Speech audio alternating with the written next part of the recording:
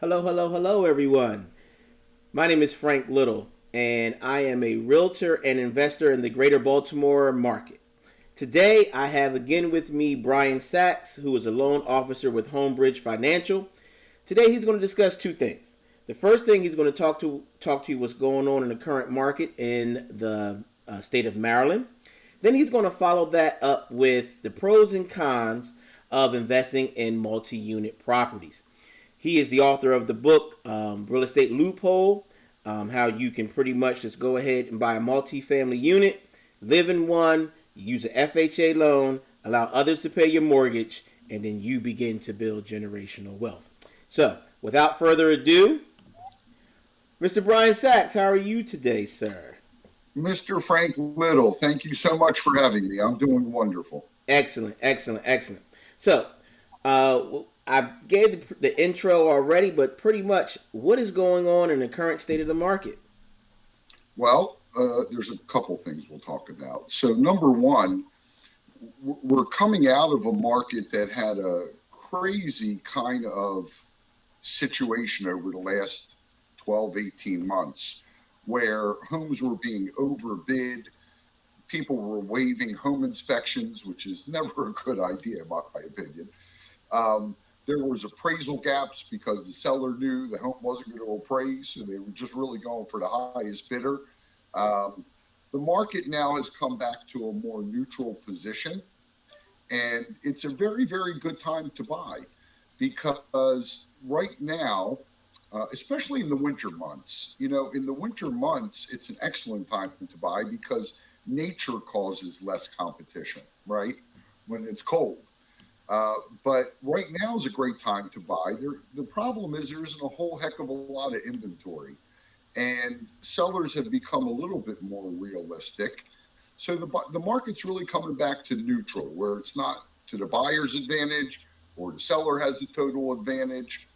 I'm even seeing, Frank, some sellers offering concessions, trying to help buyers with closing costs or do whatever they can to sell the home. But there's some good news for buyers. And this is really fresh. It's sort of hot off the presses. FHA has announced that they are going to reduce the mortgage insurance premium from 0.85% a month to 0.55% a month. Well, on a $250,000 mortgage, which is fairly average in our area, Yeah. right? Mm-hmm. On a $250,000 loan, it saves you $62 a month. That translates into another $10,000 in buying power, actually. Mm. So, because remember, for every 10,000, your payment's going to change by about $60 a month, given today's mortgage rates. On the mortgage rate front, we think the Fed is going to continue raising interest rates, unfortunately, and the market has already priced that in. My guess, rates will probably be around six. They could be 6.5. They also could be 5.5.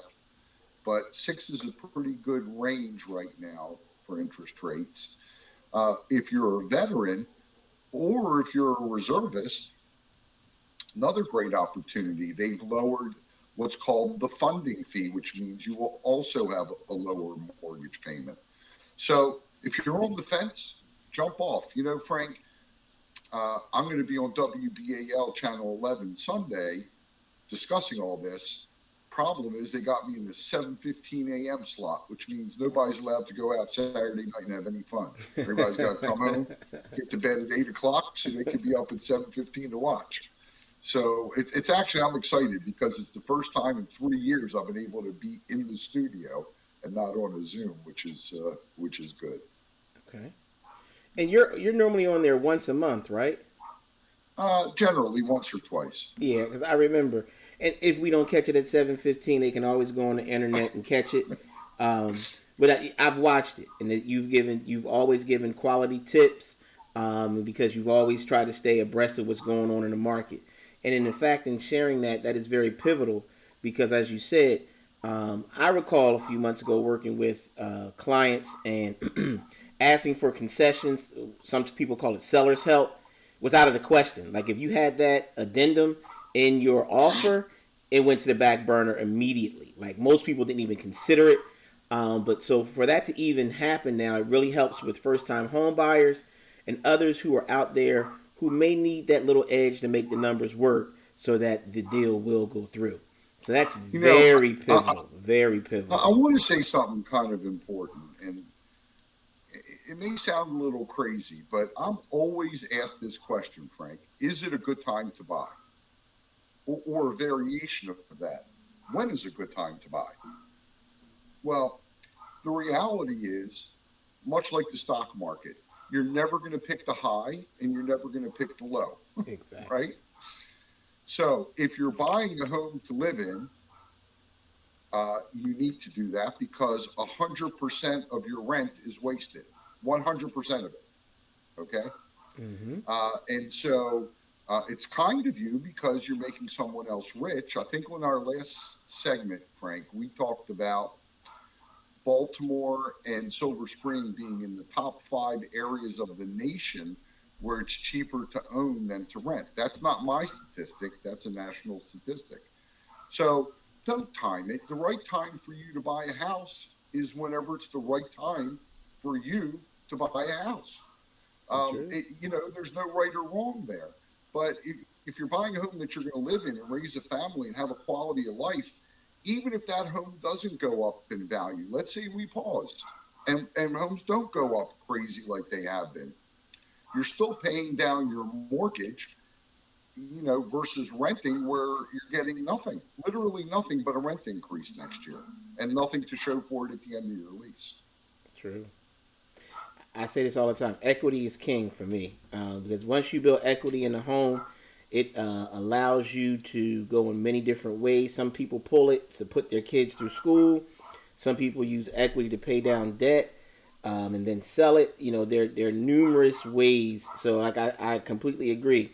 It's always the right time to buy real estate. It's just your current condition. Yep. I have clients who tried to time the market, and it just never works out in their favor, in my opinion. But it's pretty much all in what you want. So I think that that's a perfect segue for us to transition into this week's topic. This week we're going to be talking about we're piggybacking off what happened last week. We're going to talk about the pros and cons of owning a multi-unit. And as I said before, Brian has already written a book about it, and I think no other person would be better to explain it. So what I want to do now is we have just a few visuals, but I'm going to allow Brian to take it back over, and he's going to talk you through the pros and cons of owning a multifamily unit.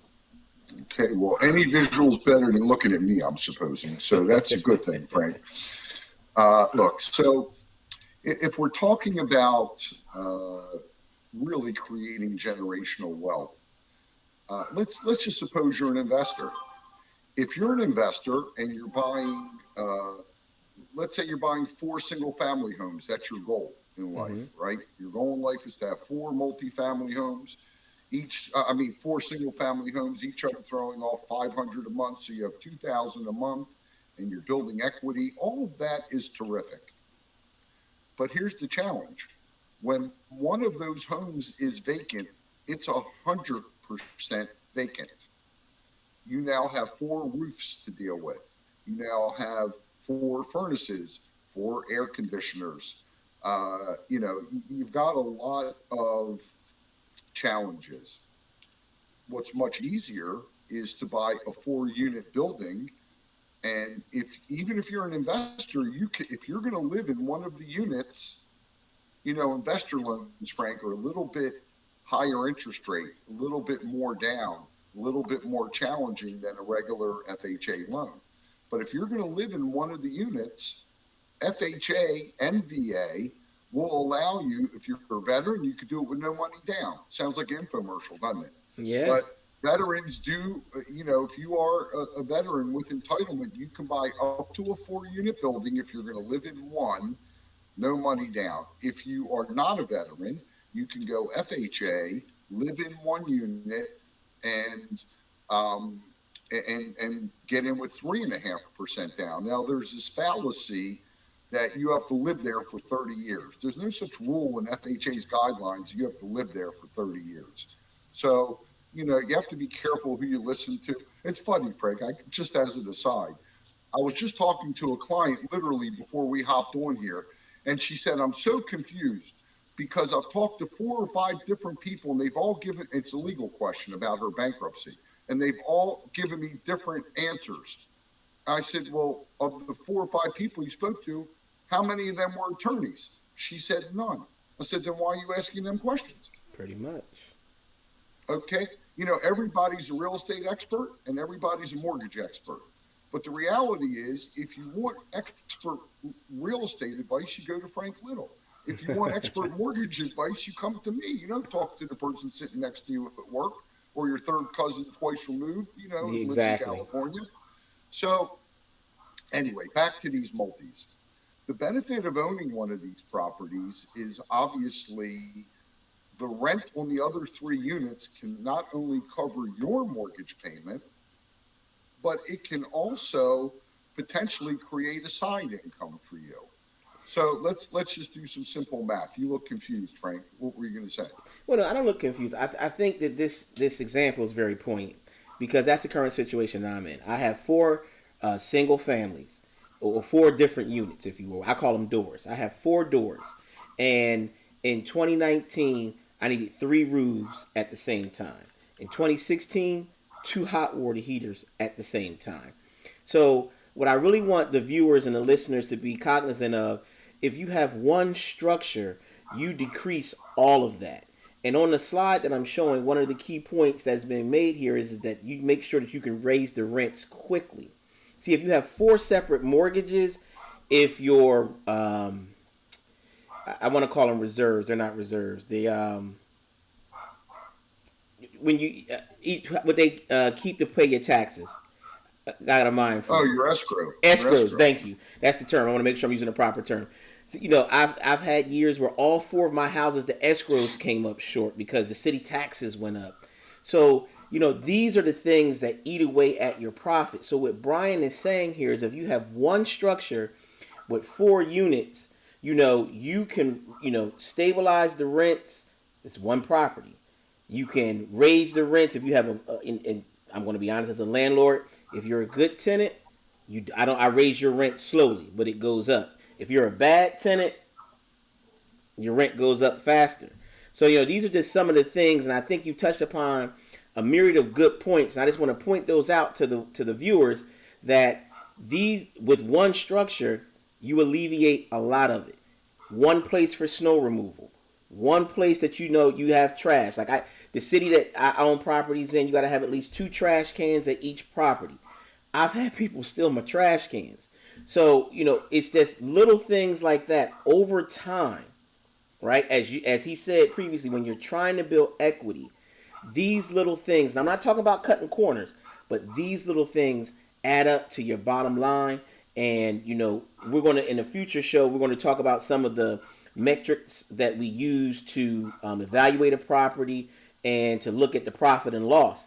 And these are some of the things that factor into that. So I just want to take a moment and share that with the viewers that, take that very seriously. When he says, oh, it's just one unit, that is major. Coming from someone who's owned properties for the last 20 years.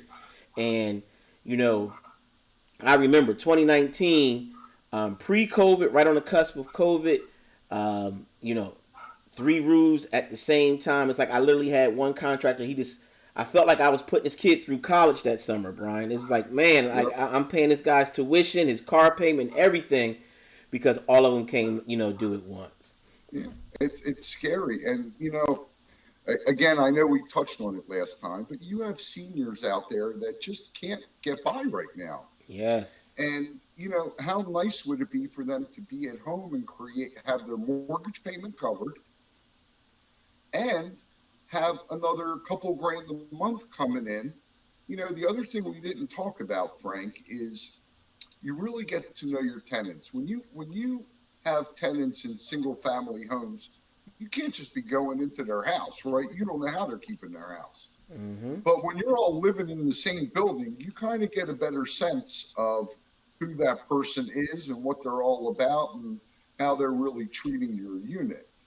Um, for many folks, buying the multi allows you to even get into a better neighborhood because we can count the rental income on the other three units as income for you, at least 75% of it.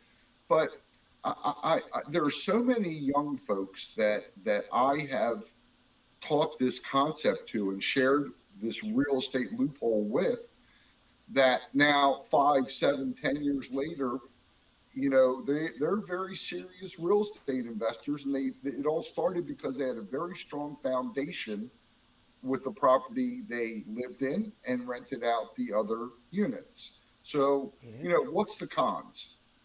It's not fair to really talk about all the pros because every coin's got a separate side to it, right? Exactly. So the flip side to this is, guess what? You're not renting anymore. So you can't call maintenance. You're maintenance now. When something breaks, you're maintenance. Okay. And you have to have either the ability yourself to make repairs. You can probably find almost any repair on YouTube. But I know Home Depot and Lowe's actually offers basic, like handyman, handy person, I should say these days, handy person classes. So that's one way. Number two, you could certainly have a network of handy people for different things, a plumber, electrician, I mean, things aren't going to break that off. Build yourself a little bit of a resource. We seem to have lost Brian. Somehow we have lost Brian. So we're going to hold here for a second and let me go ahead and take you to our intermission. And once we get Brian back, I'll be right back with you. Hold on 1 second.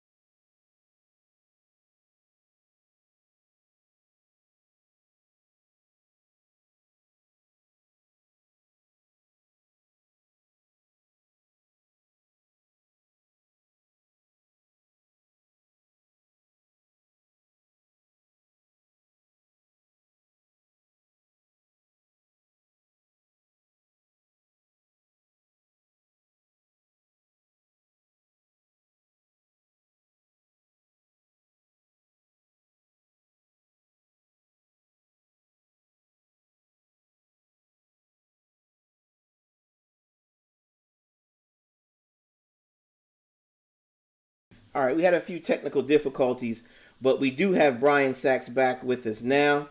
Let me go ahead and get him in so we can. All right, there we are. We had a few technical difficulties. Brian, are you with us? I'm with you. And you know what? It wouldn't be exciting if something, didn't happen. So it just wouldn't be this podcast if we didn't have a few, hiccups here and there. But I thought I said something that pissed you off and you hung up. So I'm glad. Brian, we are way beyond that. But you were talking about some of the cons, and you were saying how just with some basic knowledge, you could be able to fix things around the house as they arise. You were saying that now that there are consortiums of handy persons that you can look up on the internet and find, and they will come and make a list, a scheme of work, a scope of work, and then they'll come in and knock it out. I have used those services before. As you also said, YouTube and other things like that are definitely resources that you can use. There's also Angie's, if you have to. Exactly. There are numerous ones out there. So that's one challenge. Okay. There's others. Okay. The other challenge is you now are the landlord. So you have to collect the rent. And I'm just going to tell you, don't be nice. Don't be nice. There are no friends in this business. I will tell you, it's not a funny story. It's a scary story. I owned a property in Colgate Do you know where St. Helena in Dundalk on Yes. Colgate Drive? I had a tenant in there, and I had a partner. And my tenant was fine for 6 months, and then every month after that, someone in her family was getting shot, and she couldn't pay the rent. Mm-hmm. And she told me her brother got shot. I said, but your brother just got shot 3 months ago. How's he still alive? Shouldn't he be in the hospital from the first shooting? Did he get shot in the hospital? Really? You know, so I mean, you are going to have to deal with collections, and you are going to have to deal with tenants, and you have to. It's, in my opinion, well worth it. One of the benefits we didn't talk about, Frank, just jumping back, is those other 3 units could potentially throw off a huge tax benefit that actually protects some of the income that you're making it almost like tax-free income. Mm-hmm. So you really have to check with an accountant about all that. So we talked about you being responsible for repairs, but guess what? You're living there, so you're going to keep the building in good shape anyway. You should, right? Because You're living there. It's your home. You do have to do rent collections. You may, one way to increase your cash flow, very interesting, when the tenant pays their own gas and electric and water, typically they don't use too much water, and all the windows are cleared shut and have, stuff on them to insulation. When the landlord's paying all the water, they must take like 3-hour showers or something. I don't know. They leave the water running while they're on the phone watching their favorite TV show. Yeah, exactly.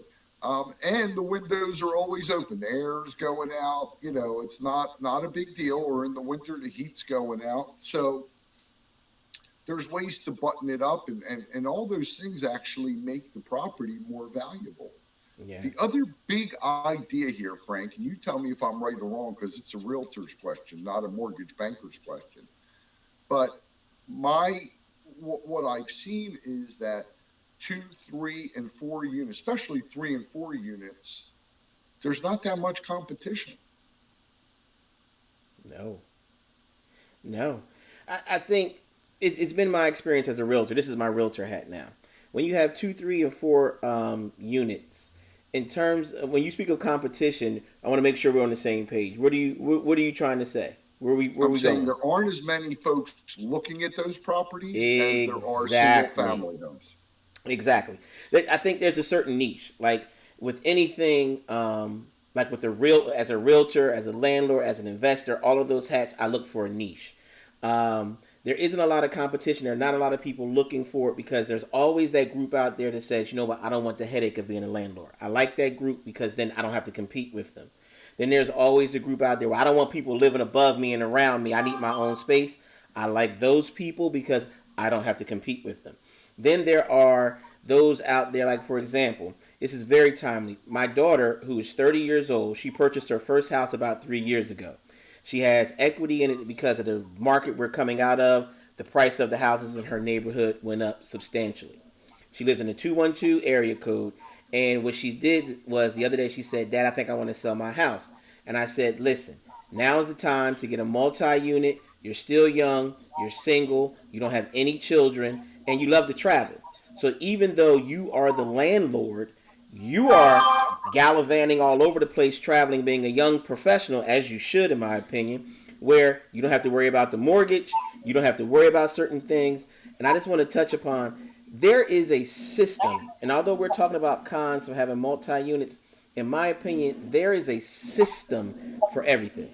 If you want maintenance, you can get a maintenance schedule. You can get home warranties. If you want to do rent collection, if you want to do it yourself, we have so many now electronic forms of payment, they can send it to you.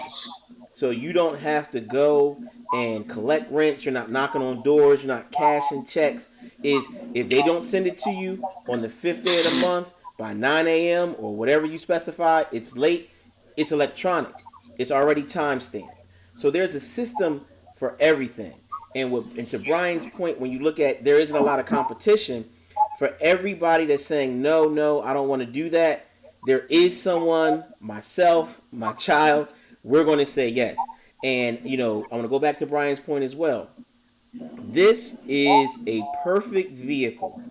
You're not forced to stay there forever. If you stay there a year, I think it's a stipulation you have to be there at least a year, or did they change that? No? No stipulation. So that's even better.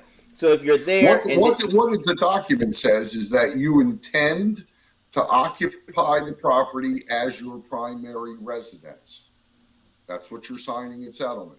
So the mere fact of the ambiguity of that statement lends itself to you buying this property, using it as a vehicle to build wealth, to develop passive income. And for the layman person who doesn't know, passive income is income that is taxed differently from earned income. Passive income is something you're not working for. On the 5th of the month, you roll over, you look at your phone, you're looking at your money coming in. And that goes back to if you have quality tenants. Brian also spoke about that as well. You have to make sure the work is on the front end. That's my point. I don't want to belabor this point. Your work is on the front end with your systems, getting quality tenants, getting your rent collection, getting your maintenance and all other type of stuff. And we'll discuss that in future episodes, I promise you. But in order to get in, you can get an FHA loan as little as 3.5% down. You get 3 additional units, 3 different sources of income. Like, I don't understand how, like, people don't want to do this. Like, I just, like, you can tell by my enthusiasm, I don't understand. And if somebody told me back in February of 2001 that this is the way to go, I would have done it. Do I like my my real estate portfolio? Yes. But my next move is a multi-unit. Hey, Frank. Yes. Do you know what passive income is? I always say it's money you don't have to work for. I like to say it's the money rich people get. I like that too. I think your answer is better. I think I'm going to start using that. And I'm going to say this. We look at the majority of millionaires and affluent people in our society, they have real estate in their portfolio. Some, may have a portfolio of single family homes, but you better believe condos, apartments, multi-units. That's one structure. It's contained, and the benefits, in my opinion, far outweigh the cons. So as we, it's generational wealth. Exactly, you're building for your family, not just for you, but for your children and many times your grandchildren. Go back to the point that you said. If we have older persons who are looking for an additional stream of income to, supplement Social Security, which we know you can't live off of, perhaps a pension, a 401k, a 403b, whatever. If you have a multi-unit, you and grandma live in one, you put a kid in one, maybe you got a kid that failed the launch, it's endless. All they do is they pay rent to you, you live comfortably, you can stay closer to the grandchildren, but it's all in your strategy. And I think that what we really have to, in the interest of being transparent, there are some cons. You might have a bad tenant. I've been a landlord since bought the first one in February of 2001. June of 2003 is when I rented out the first house and went and bought another one. Since June of 2003, I've had to evict only one person. A little knock on wood for that. I've only had to evict one person. And actually, when the sheriff showed up, they handed me the keys. They took their things out and they said, whatever else is in there, dispose of it. I put it on OfferUp and Craigslist, made a few extra dollars, got some of my money back, moved on. So, I don't want to let this dissuade you that yes, we are indeed talking about cons because we want to be transparent.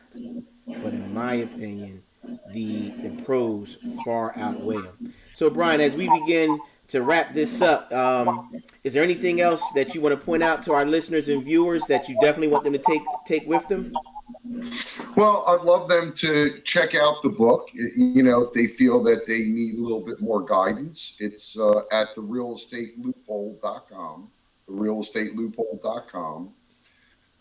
It's a pretty thorough walkthrough, And you know, one of the things I did in there, Frank, to be fair to everyone, is I actually include as a bonus a book on becoming a first time landlord, Hmm. because you know some people need that guidance as their first house and their first investment property. um, Look, the reality is, um, this is a great time. It's a great opportunity. We're blessed in Maryland and in Baltimore in particular, the Baltimore metro area, being, you know, an older city versus, you know, like LA or some other places. We have lots of multifamily properties, tons. So this isn't like the needle in the haystack kind of thing. There's tons of them out there. And, you know, you obviously, Frank, are an expert in negotiation and an expert in property management, and as a real estate expert, obviously, you know, plug into Frank's advice, everyone, and let him guide you. Don't talk to the person in the next cubicle or Aunt Shirley at the Christmas table. You know, I mean, they mean well. God bless them, right? But they don't know what they're talking about. At You all. know, I used to always say, Frank, if I break my toe, I'm not going to my dentist, even though they're both doctors. So, you know, Exactly. when it comes to real estate, be careful, folks. Talk to the experts. Frank clearly is.